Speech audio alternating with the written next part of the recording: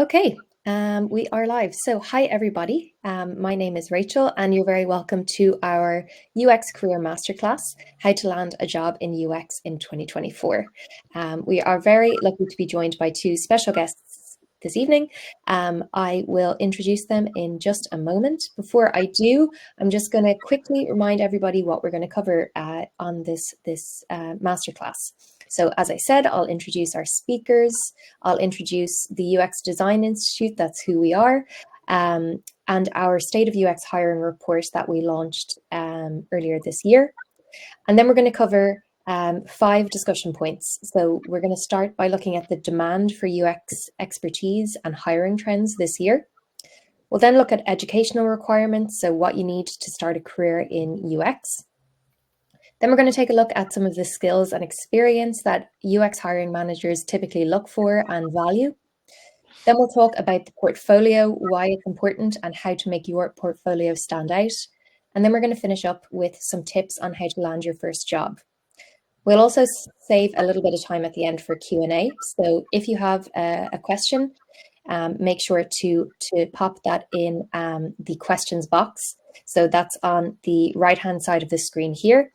There's also a chat box that you'll see there. So if you can keep the chat for introducing yourself, that's perfect. But if you do have a particular question, make sure that goes in that questions box. It just makes it easier for me to keep an eye on the questions. And it also means that you can vote for questions. So if somebody else asks something you're really interested in, make sure to give it a vote, because when it comes to the Q&A, I'm going to be ordering those questions by vote. So most votes gets asked. So make sure to vote away.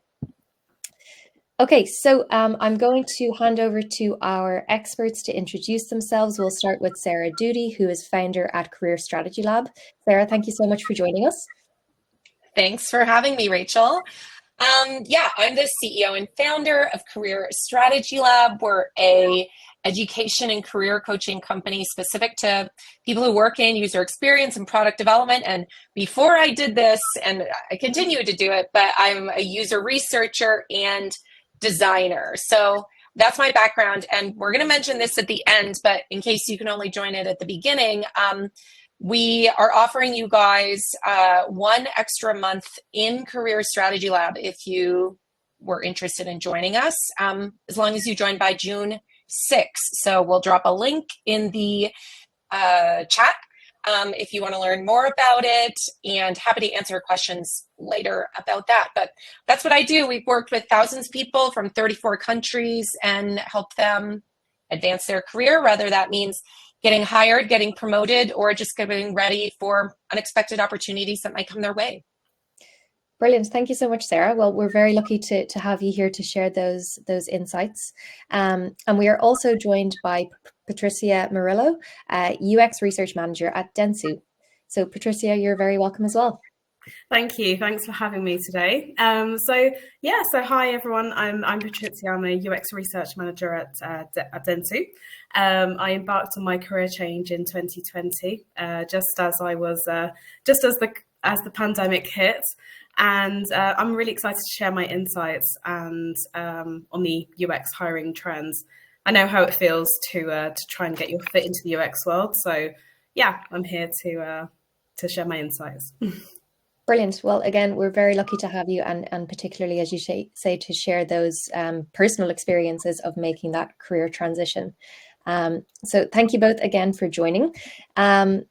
Just briefly about the UX Design Institute. So we are a global leader in UX education and certification, and we offer university credit-rated and industry-approved courses in a range of UX-related topics, from UX design, UI design, product design, right through to content design, user research, and software and coding.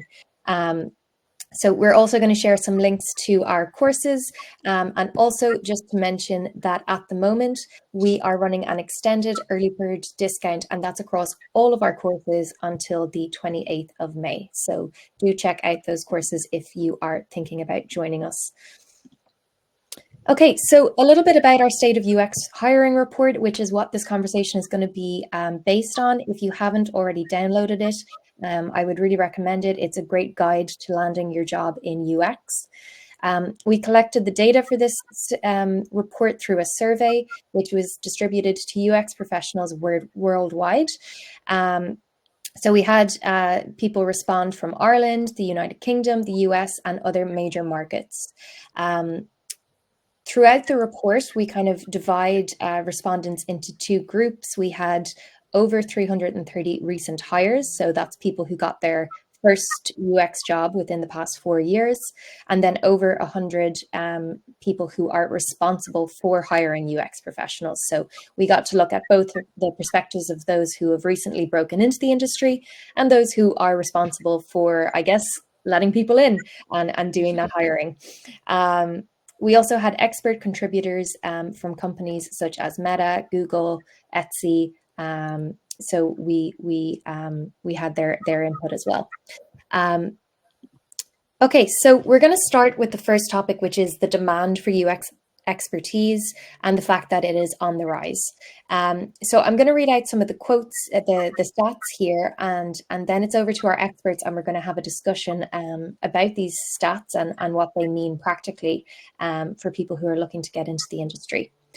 So the first thing to say is that over 2/3, so 68% of those who are actually responsible for hiring expect the demand for UX skills to increase over the next 1 to 2 years at the place that they work.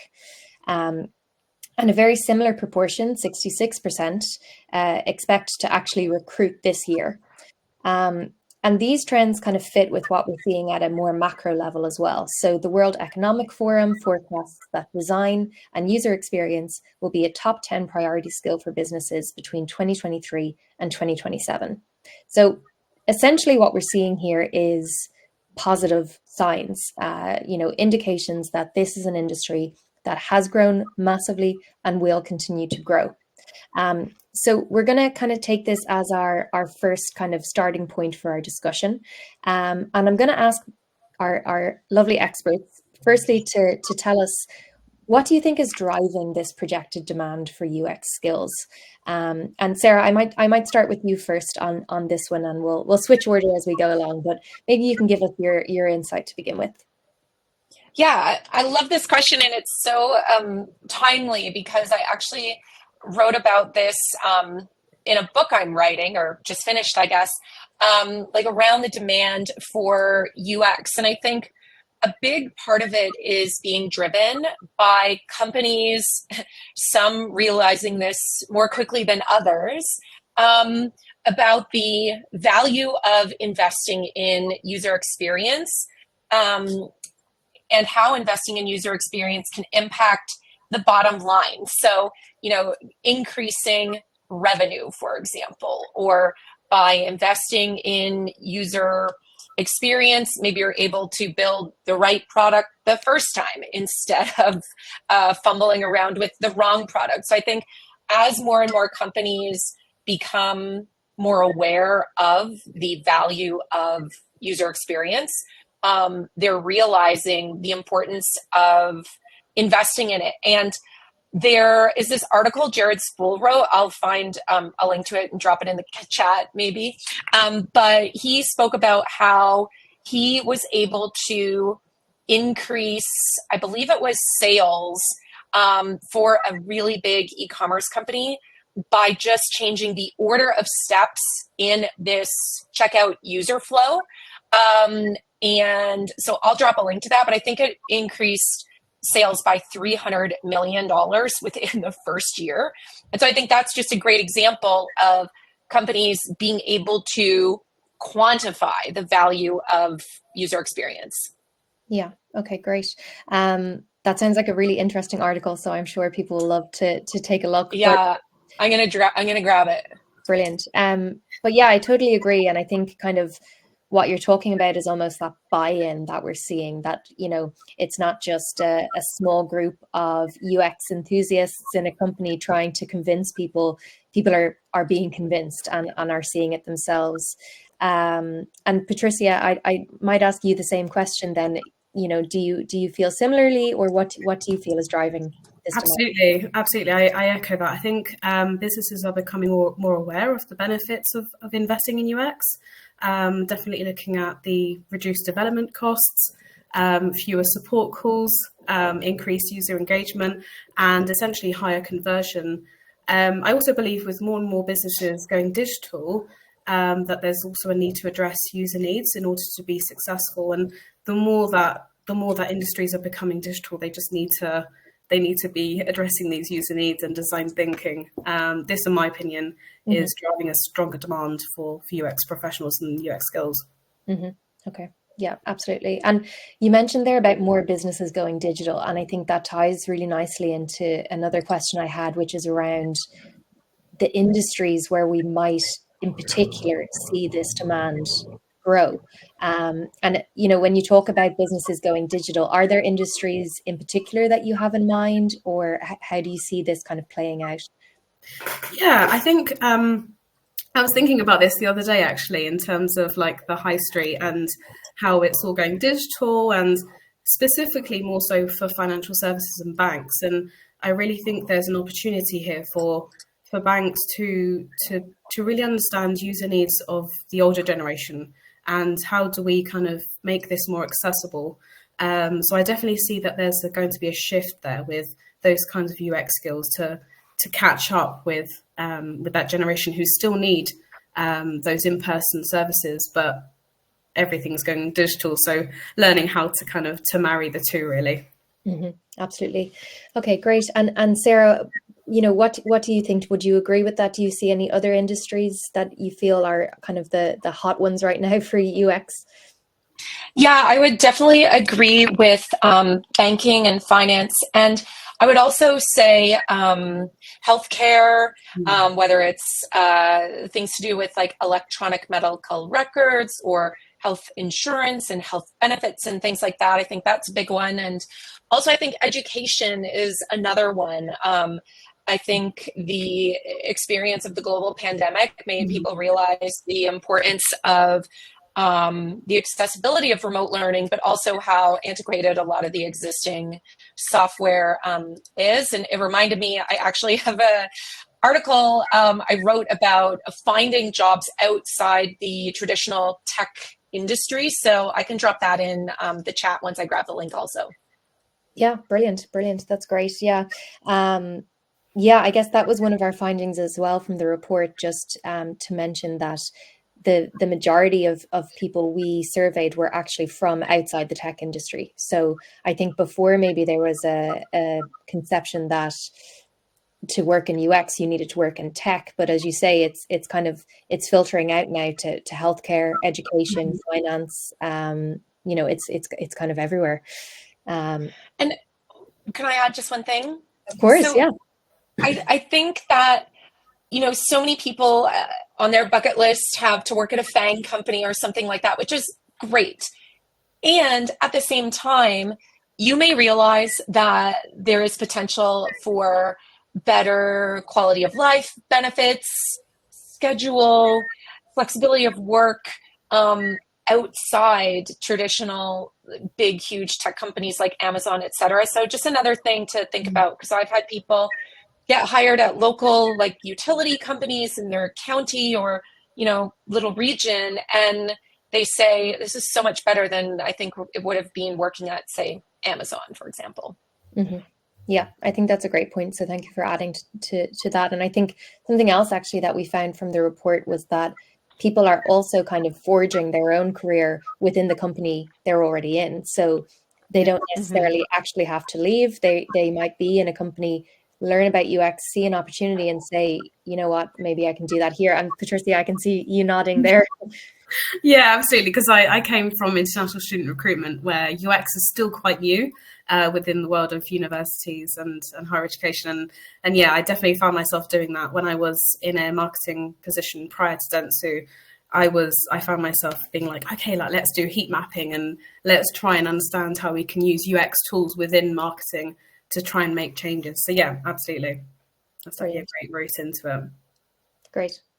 Okay, and so to kind of wrap up this section of the conversation, I'd love to hear your perspectives on, how can people who might be watching this webinar right now and wondering, okay, that's great, there's lots of demand, but how can I take advantage of it? What do I need to do to get into this industry? And Sarah, I might start with you on this one. So I imagine we have a lot of people here who are switching careers. And I know we'll talk about this later, but I think for those of you who are switching careers, think about how you could target companies in industries that you already have experience in. So let's say you are a nurse and you're switching into user experience. Great. Maybe you seek your initial UX position in some type of health tech, healthcare company, because when you apply for a job, you will stand out because of your existing knowledge in that nursing healthcare industry versus someone that may have, more years of experience in UX as you, but does not have that industry experience. And then maybe your goal is to not work in healthcare in the future, but it could be a good kind of stepping stone approach to get you into UX potentially a little bit faster than if you didn't try and leverage that existing experience in that healthcare/nursing industry. Mm-hmm. Okay, yeah, that's great advice. So essentially kind of find your transferable skill set that will help you stand out and target that industry. Okay, great. Exactly. Patrizia, I guess as a career switcher, how would you recommend people take advantage of this kind of boom, I guess? Yeah, so it's quite like threefold. I think definitely acquire the necessary skills and education. So go out and kind of understand what kind of it kind of goes into further of the we'll talk about this further in the discussion, but I think it's acquiring the skills that you can see other UX professionals have. So really understanding that, and then definitely looking at networking with professionals in the same field. So as Sarah mentioned, okay, so if I'm in, for example, if I was in higher education previously, where are there potentially networks within my LinkedIn contacts at different universities that I could contact and I can learn from, and definitely start to build my understanding through that as well. Mm-hmm. Okay, brilliant. Okay, great. Well, thank you both so much for that. We're going to jump on to the next topic, which is, as you kind of mentioned there, Patrizia, the educational requirements to start a career in UX. So what we found here was that over 3/4 of hiring managers, so 77%, would look for a UX specific educational qualification from entry-level candidates. And when we drill down into that, just over half would expect a certificate or diploma in UX, just under a quarter would say a bachelor's degree, and a very low proportion of just 2% would actually look for a master's in UX. And then we found that 71% of recent hires say that their own UX-specific education was important in helping them secure their first job in UX. So some interesting stats there. And I guess what I'd like to ask, and maybe Patrizia, I'll go to you first on this one, is why do you think hiring managers in particular place so much importance on this education? I feel like it's important because formal education with practical experience is the perfect combination to getting into that first role. So so I think first of all, it gives you the foundations of design thinking, which gives you that understanding to apply that into the commercial world of UX. But then also when you do UX courses, you get the experience and the learnings from real life teaching from tutors in the industry. And then you can apply the theory into case studies, which then shows that you're then able to bring that into the commercial world. Mm-hmm, mm-hmm. Okay, so it's kind of bringing those two key components together and complementing each other. Okay, great. And Sarah, would you agree with that, or what's your perspective? Yeah, I completely agree with that. I think, there's such a broad range of education options for user experience, as we all know. And I think part of the focus on formal is kind of ensuring that there's some level of quality. And I say that with a slight grain of salt. But I think, if you're just piecing together free videos on YouTube or doing a kind of boot camp that someone made and they just graduated from some other boot camp 2 months ago, there could be a quality difference between something like that versus, as Patrizia said, what you're learning from a more structured program with people who have been working in the industry for quite some time, and you can learn from them and from their, stories and experiences as well. Mm-hmm, mm-hmm. Okay, yeah, great. Yeah, I think I have to kind of echo what you're saying there, because at the UX Design Institute, of course, we try and bring those two things together. So it's the university credit rating, so that seal of approval of quality, but also working with industry leaders to make sure the skills people are learning are what hiring managers are actually looking for on the other side. And Patrizia, I might ask you then, in relation to your experience, you've actually made that switch. How important was at UX education for you?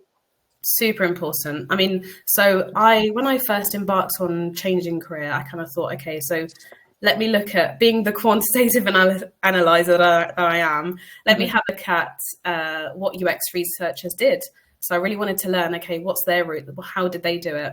And I was at a point where I kind of thought, okay, so I'm also really interested in human behavior, psychology, potentially even thought about the therapy route. And I decided to go down the MSc in psychology, which was a 2-year program during COVID. But the really great thing was that the UX course really brought it to life. So the master's in psychology, or any type of master's where you have a really research heavy dissertation and a research piece that you need to do, for me as a hiring manager, shows me that you have the fundamentals, the understanding of conducting research in that way. But then having the UX course, again, gives you that design thinking. It helps you to understand lean methodologies, agile, and bringing that theoretical into the commercial, and how you would use that with sprint to sprint, or from project to project, really giving you that, really helping you to bolster that theoretical research understanding into how you would bring that into a company. Mm-hmm. Mm-hmm. Yeah. Okay.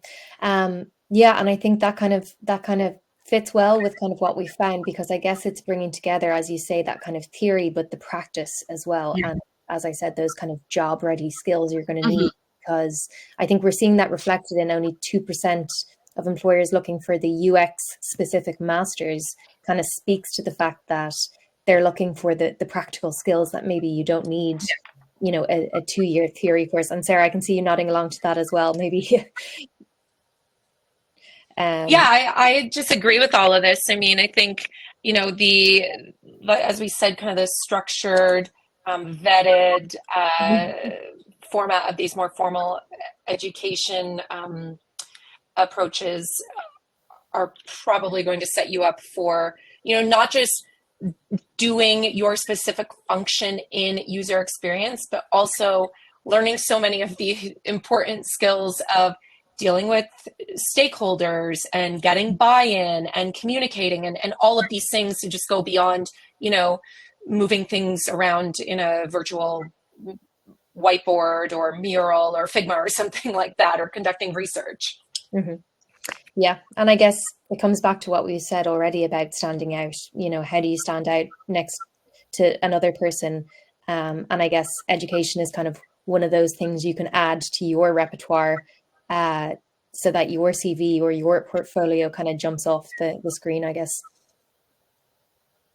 Okay, great. I'm going to move on to the next topic, just because we have lots of interesting topics to cover. I think we could talk about any one of these for the whole evening, but let's move on to the next one, which is related to education, I think, but specifically looking at skills and experience. And that goes back to the point we were making about that practical element.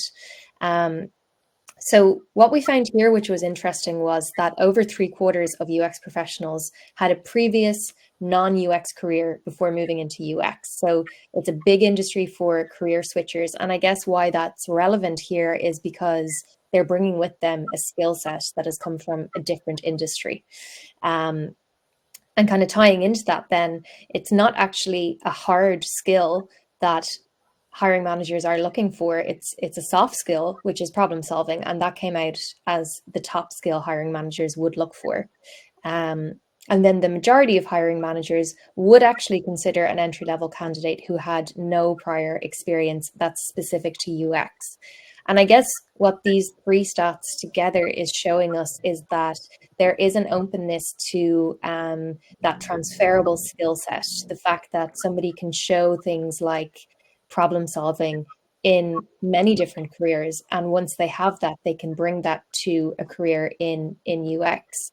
And I guess on this topic, I would love to start by asking probably yourself, Patrizia, first, I think being a career switcher, but why is UX such a popular choice for career switchers? You know, why UX? Why not something else? Yeah, I think I think there's three reasons for me personally. I think, first of all, there's really great flexible working options, and it really allows you, depending on where you are in your stage of life, it's great for work-life balance. I think, as you mentioned, definitely with the problem-solving aspect, I think UX really allows you to really thrive with your personality type. So if you're a creative type, UX design could be the route for you, or UX writing. If you're more of a problem solver or an analytical thinker like myself, maybe potentially UX research could be the right role for you. So it really allows you to tap into like, okay, so which one could be the right one for me? And then it offers a great salary as well. So definitely a great option to choose. Mm-hmm. Okay, absolutely. Yeah. And I think, you know, the salary is one to mention as well as you have, because that's important too. But I'll ask the same question, Sarah, to you. Do you agree? Are there any other reasons you think UX is such a kind of a popular choice? I totally agree with all three of those, and I've seen them, play out in my career coaching program, where we have had nurses or occupational therapists or even attorneys come and switch over into user experience. I think another thing that is probably top of mind for career switchers is seeing that UX is kind of I would say, a secure field to go into. The demand for it, as we saw, at the beginning of with those stats about growth, like this field is not going away. And as demand grows for it, we'll probably see these salaries to stay the same, if not increase. Unlike, at least in the United States, the field of teaching is so important, but teachers are so underpaid, and they're realizing, despite their love for educating people, they have to think of their own life and their own future. And so I see a lot of teachers switching into UX also. Mm-hmm, mm-hmm. Yeah, and we see that too. We have a lot of students who come from teaching or nursing, something where, like you say, they're feeling underappreciated in their career, and looking around and saying, you know what, I can apply this skill set elsewhere. And I've one eye just cast on the questions box there, and I'm going to try and save most of the questions until the end. But there's one that's really relevant to what we're talking about now that I think I should ask, which is, how do you get hired then if you've no experience in UX? And I think, given that we're talking about teachers, nurses coming into the industry and being successful, how do you do it? And maybe that's not an easy one to answer, but Sarah, I'll ask you first. What would be your advice? Yeah, I would just echo the advice I gave a few minutes ago. So if you are a teacher or a nurse, for example, think about prioritizing your job search around ed tech companies, health related companies, et cetera, because if it comes down to two candidates and you have 5 or 10 years of experience in that field, you, I believe, stand how would I phrase this? Stand a better chance at getting an interview, because if they hire the person with no experience in teaching or healthcare, it's going to take that person potentially much longer to understand, the details of that industry, especially industries that are highly regulated, such as, healthcare, for example, or finance. So think about, if you are one of these switchers, maybe staying in your industry, but looking for UX roles in that industry. Yeah. Okay. Okay, great. Okay, and I want to ask then, we've kind of touched on soft skills and the importance of soft skills. And I think,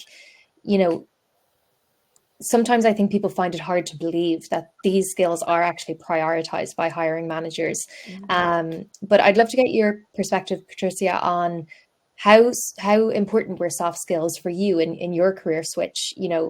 How important were they, and what role did they play? Yeah, absolutely. Huge, huge role they played.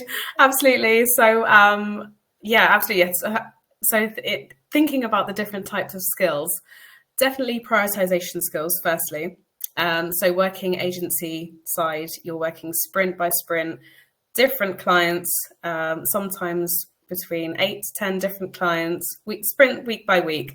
So you'll be juggling multiple clients, multiple tasks, and joining an agency. I really had to showcase how I do this in my day to day. And this is something as someone who is a hiring manager, potentially hiring researchers in the next coming year, it's definitely something that I look for as well. So definitely being able to show that how you're able to prioritize your time, and how you're even showing, for example, the types of tools that you use, whether you use Miro or Jira, or how you block out time in your Outlook.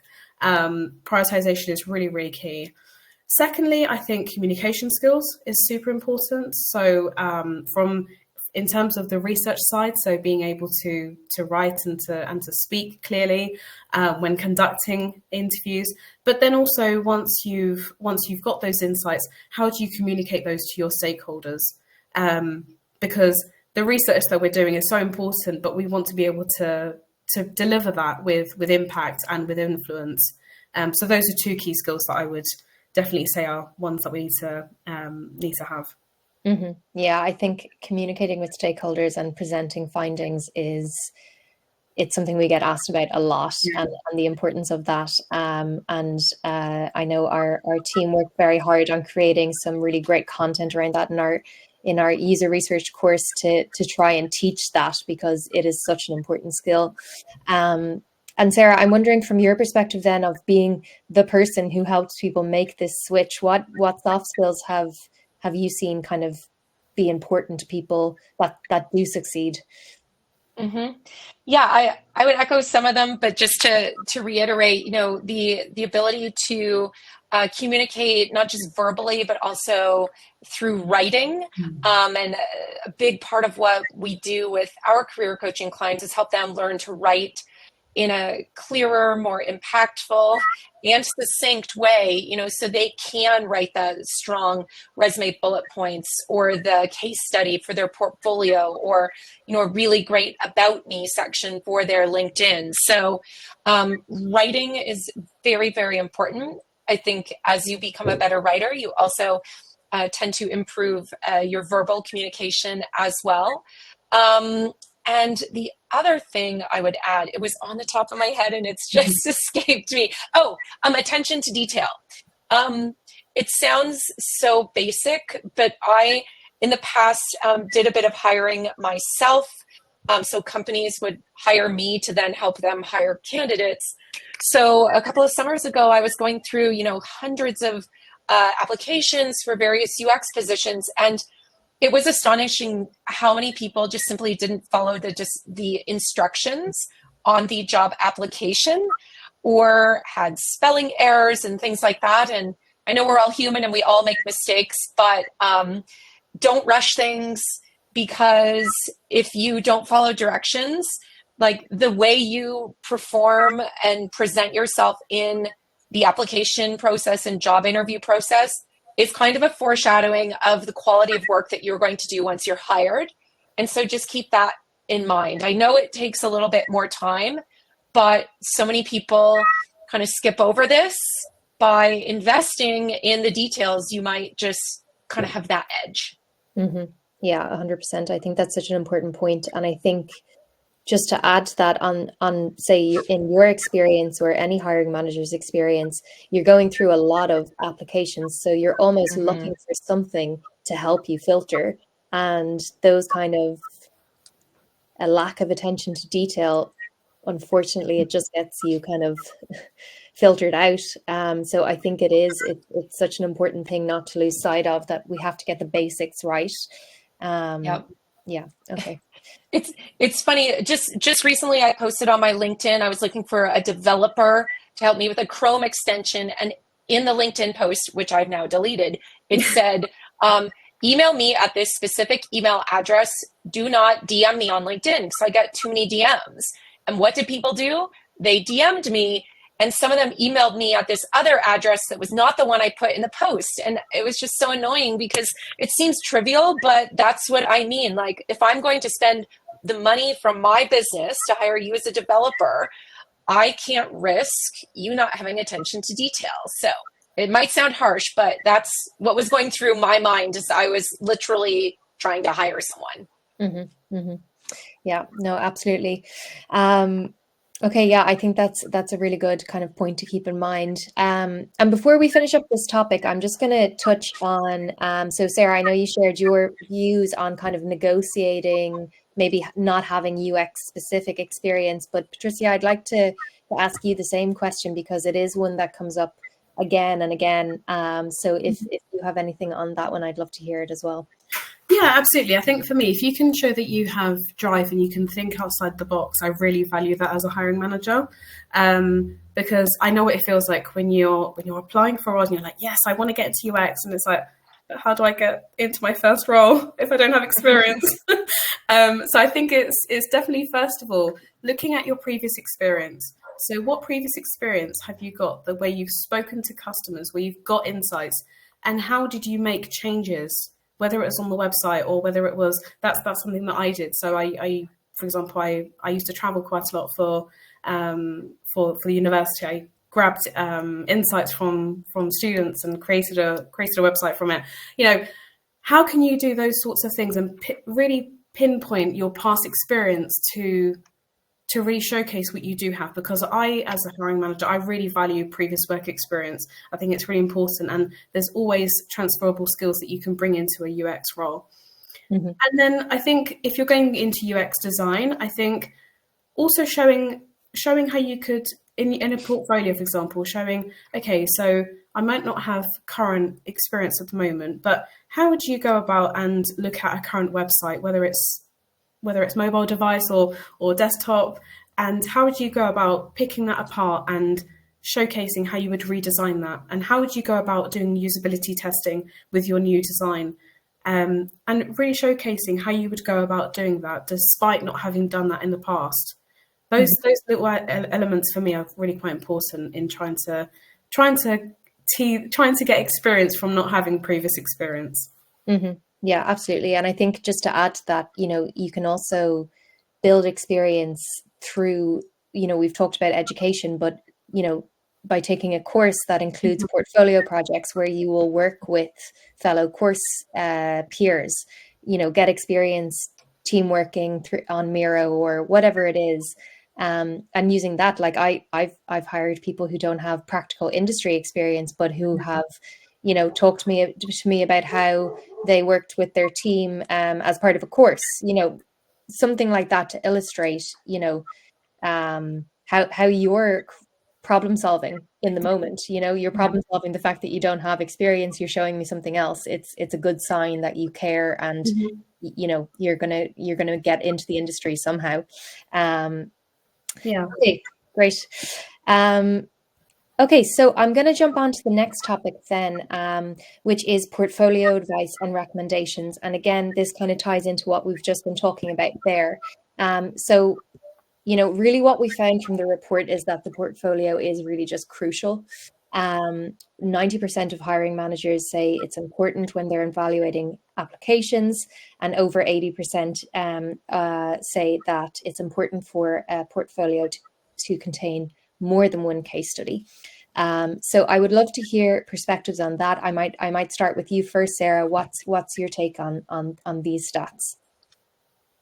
Yeah, I can't argue with this stats, that's for sure. It very much echoes, what I hear from most candidates. And I know there's debates out there, like we shouldn't have to make portfolios and portfolios should be mandatory. And regardless of what you believe on that, I think the very act of creating a portfolio will help you stand out once you do get to that interview stage, because in writing case studies and thinking through what you did and how you'll communicate that, you'll then be able to communicate that in interviews. But one of the reasons why I think portfolios are so important for hiring managers is because, it's one thing to say I was responsible for user research or wireframes or UX writing or whatever that was, but it's more powerful to show examples or receipts, as we're saying these days, of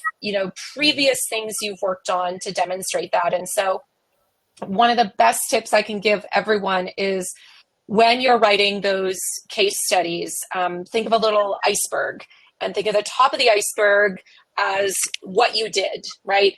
I did research, I did wireframes, etc. We see this in portfolios all the time.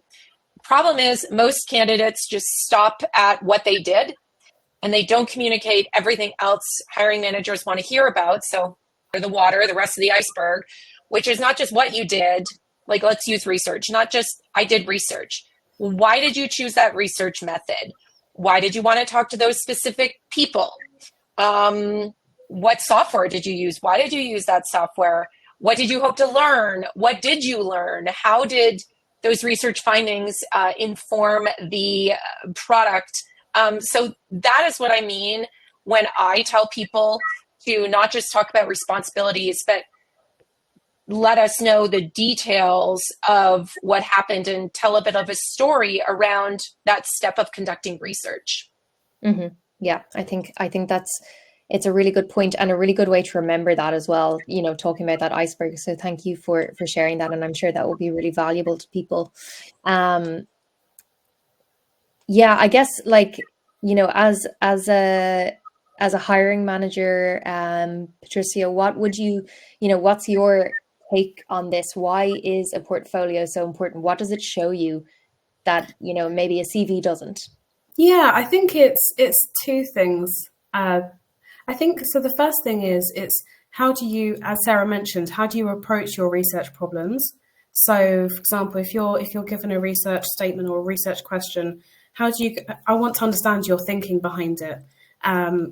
So whether it's going into Miro and putting the question into there and understanding, okay, so this research method is going to pinpoint add to bag, or this research method will help us to understand why users are bouncing from the page. Really kind of screenshotting that really helps me to see how you approach that kind of question. So that's one aspect. And then the second thing is, I think, is it shows me who you are. Why do you stand out? For example, if hiring managers, especially in this current period, receive hundreds, if not, hundreds of applications, and we want to understand why you stand out. We spend a third of our time at work, and we want to understand who are you. So those are the key aspects for me, I think. Mm-hmm. And I'll just jump on that point about standing out. For you as a hiring manager, what would make somebody stand out? What is going to make the difference, I guess? Yeah. So I think it's really being able to take a step back and reflect on your previous experience and understand why that makes you unique.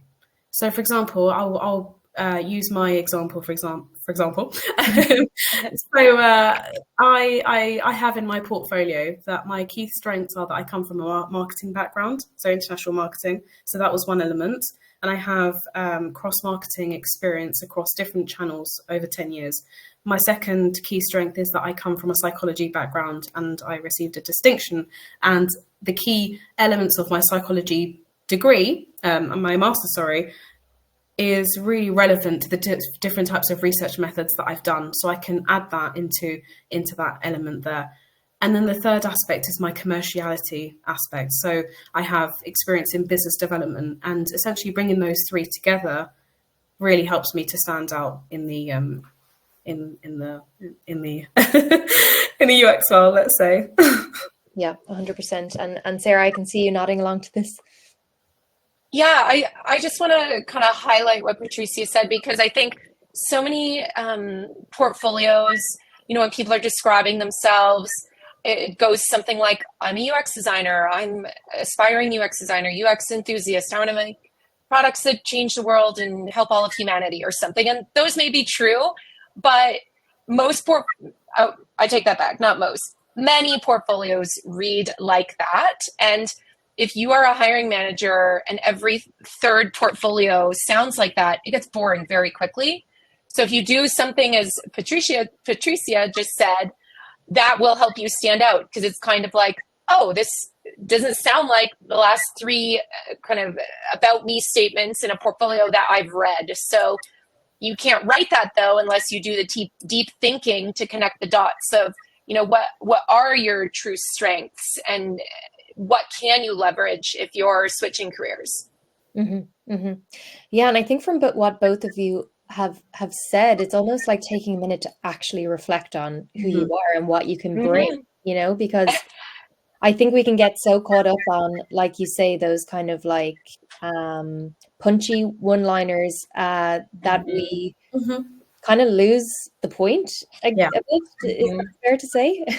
Yeah, and I also want to add, like, if you're just coming, if anyone on this webinar today is coming just from a degree or a master's, and they're thinking, oh my God, but I don't have any experience. Even using your experience from your research master's is really, really interesting, because again, as a research manager hirer, I can understand the methods that you go into, the design thinking. How did you pick those participants?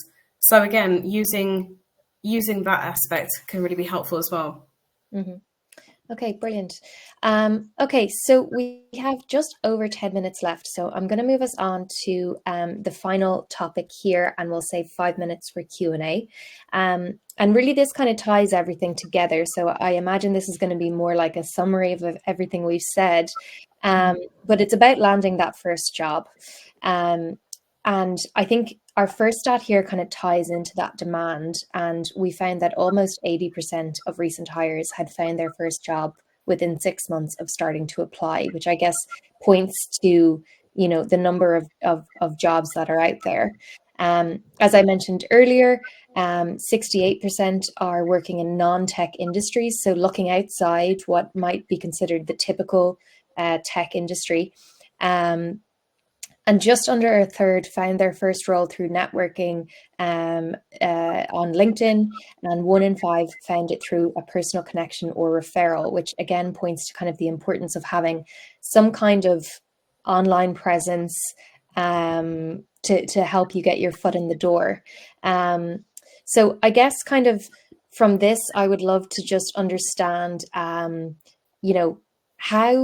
can you kind of take advantage of something like LinkedIn or networking to help you? And maybe Sarah, you could give your perspective on this first.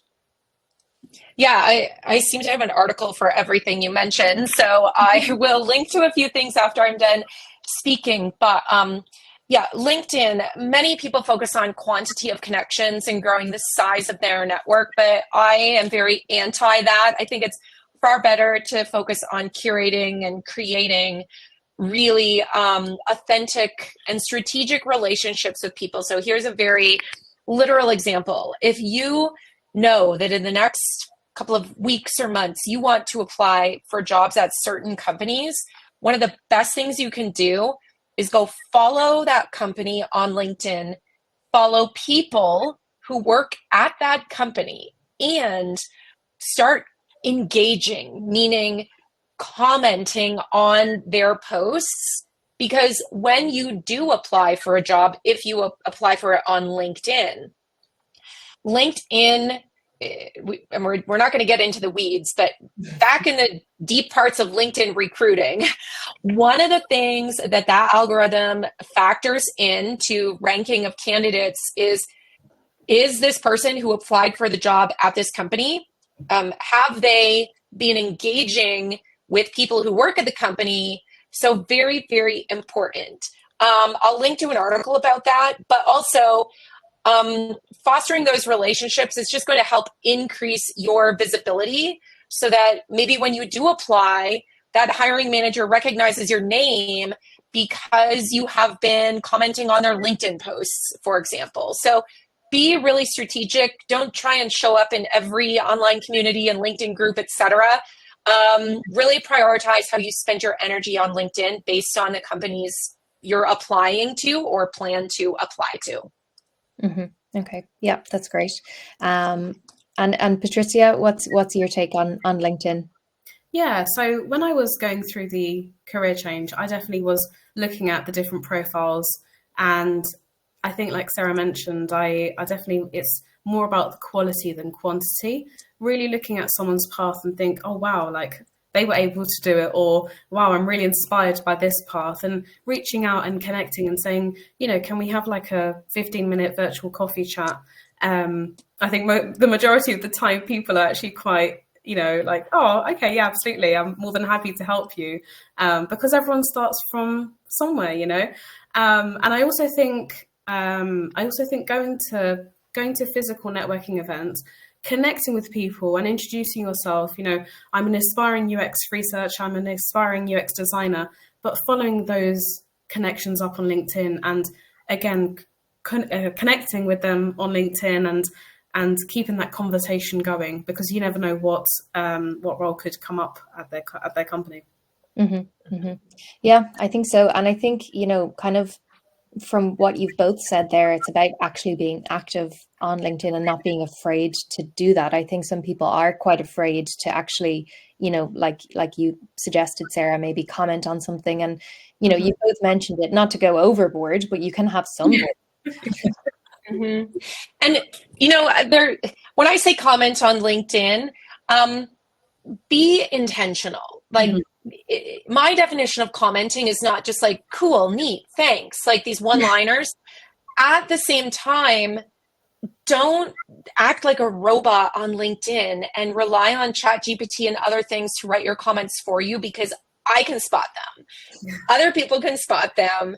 And it is not a good first impression. And I'm about ready to like block a few people on LinkedIn who keep posting these robo comments, but then I'm like, oh, maybe I shouldn't block them. But it's weird, and you can spot them from a mile away.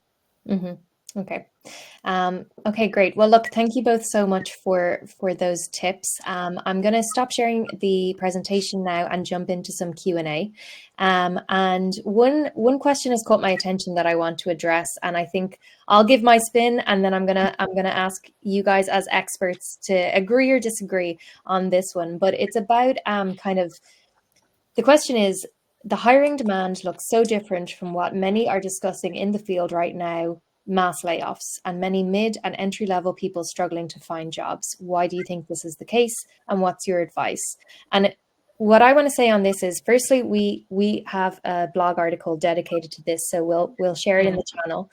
But our take on this is, almost what you've said there, the field right now. It's not the field, it's tech, and it's big tech specifically, but it is being talked about so much that it feels like it's all industries, but it's not. It's a specific sector, and sector within sector, big tech within tech.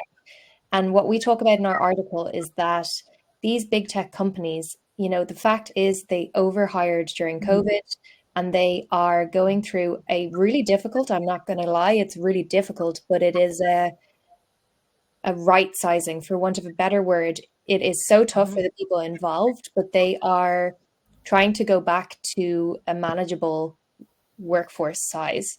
So we'll share that article in there. But I do want to acknowledge that, yeah, it is a competitive market, but so is any market that is great to work in. That's our take. I'd love to hear your guys' take. And Sarah, I can see you're ready to answer this. I mean, I was just going to say, like, you said it quite beautifully. It is a competitive market. Any industry that is desirable will be competitive. And at the same time, it will not be as competitive if you expand the radius of your job search, not meaning like radius from your home, but radius from the center of big tech and FANG companies. Like, I just pulled up a spreadsheet we keep of everywhere where people have recently been hired who work with us. And I see companies like Fisher Investments, a huge financial company, Pepsi, they drink. I think you have Pepsi over there. Contact Monkey, it's like kind of like a MailChimp, Samsung, a health company. So AmeriCorps, which is kind of like a government organization. So there are many companies outside of the core FANG or MANG or whatever we're calling it these days. And I would just encourage people to, you know, if that is your dream to work at those companies, maybe put it on hold for now, go get experience elsewhere. Maybe you'll find your life is great at Pepsi or something. But you can always jump back into big tech if that's an option. But I think you just kind of have to reprioritize what companies you're focusing on based on the opportunities in the market.